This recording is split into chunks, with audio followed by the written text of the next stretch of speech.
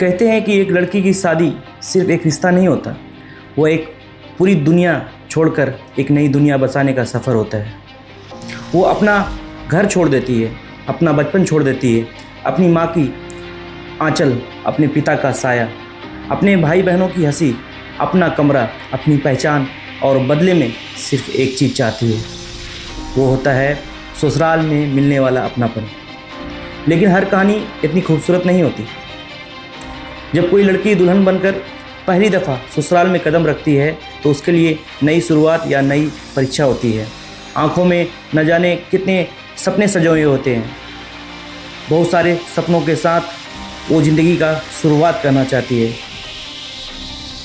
और जब उस नए घर में कदम रखती है तो उसने सोचा होता है अब ये घर भी मेरा होगा, यहाँ मुझे एक बेटी की तरह अपनाया जाएगा, मेरी मुस्कान की भी कीमत होगी, मेरे दर्द को भी समझा जाएगा। लेकिन धीरे धीरे उसे एहसास होने लगता है कि कुछ घरों में बहू का स्वागत तो होता है, मगर उसका दिल कभी उस घर का हिस्सा नहीं बन पाता।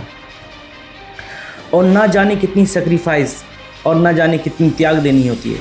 अपनी ख्वाहिशों को मारना होता है जिसका कोई हिसाब नहीं होता। सुबह सबसे पहले उठती है और रात में सबसे आखिर में सोती है। उसकी थाली अक्सर सबसे बाद में लगती है। उसकी थकान किसी को दिखाई नहीं देती। वो सबकी पसंद याद रखती है, किसे कम नमक चाहिए, किसे ज़्यादा चीनी चाहिए, किसे समय पर दवाई देनी है, और उनसे कौन नाराज़ है, उनसे कौन खुश है।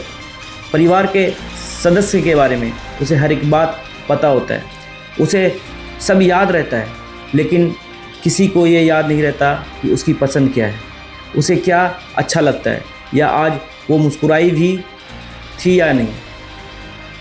और एक दिन सबके सामने उसे कहा जाता है तुमने किया ही क्या है, तुम्हें आता ही क्या है, हमारे घर के लायक बनो पहले। ये सब सिर्फ कानों तक नहीं पहुंचते, ये सीधे दिल के उस हिस्से में उतरते हैं जहां एक लड़की अपना नया परिवार बसा रही होती है।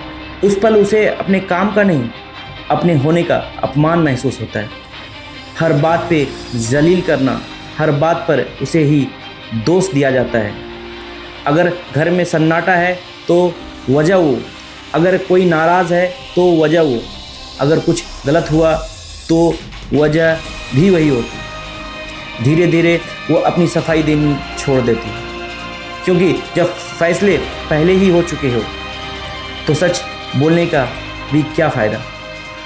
और जब ज़िंदगी से बहुत परेशान हो जाती है और जब ज़िंदगी उसे मुश्किल लगने लगती है तो एक कोने में कहीं जाकर अपने आप को ढूंढने की कोशिश करती है।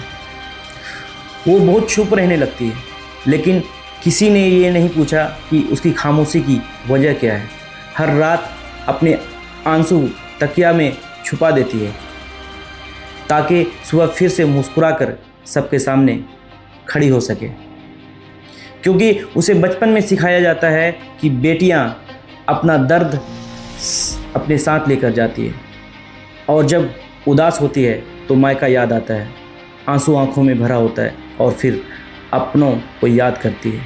कभी कभी वो अपनी माँ का नंबर स्क्रॉल करती है अपने मोबाइल में, बिना कॉल किए फिर फ़ोन रख देती है, क्योंकि वो नहीं चाहती कि उसकी माँ उसकी आवाज़ सुनकर रो पड़े, और अपने दर्द से ज़्यादा अपने माँ बाप के दर्द से डरती है। इसलिए वो हर बार कहती है मैं ठीक हूँ, जबकि वो बिल्कुल ठीक नहीं होती। याद रखिए, हर बहू सबसे पहले किसी की बेटी होती है, जिसे उसके माँ बाप ने बेहद प्यार से पाला है, अपनी खुशियाँ छोड़कर उसके सपनों को पूरा किया है।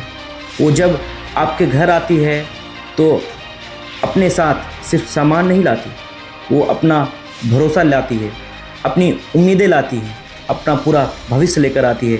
इसलिए उसे सिर्फ एक बहू मत समझिए, उसे एक इंसान समझिए जिसके भी अपने सपने हैं, अपनी भावनाएं हैं, अपना सम्मान है।